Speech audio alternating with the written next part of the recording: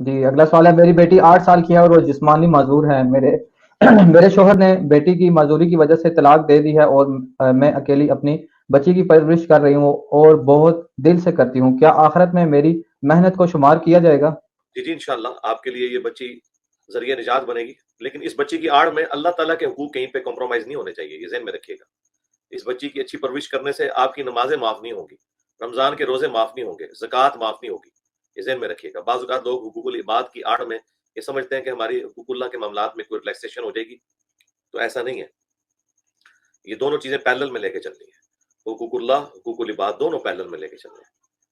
اسی طریقے سے علم اور عمل یہ دونوں چیزیں پیرلل میں ضروری ہیں، خالی عمل بھی کوئی چیز نہیں، خالی علم بھی کوئی چیز نہیں ہے. اسی طریقے سے امر بالمعروف و نہی عن المنکر، نیکی کا حکم دینا اور برائی سے روکنا، یہ دونوں چیزیں ضروری ہیں. صرف نیکی کا حکم دینا بھی کافی نہیں اور صرف برائی سے روکنا بھی کافی نہیں. تو اللہ تعالیٰ نے چیزوں کو جوڑوں کی شکل میں پیدا کیا، تو اللہ تعالیٰ آپ کے لیے آسانی والا معاملہ فرمائے. آمین.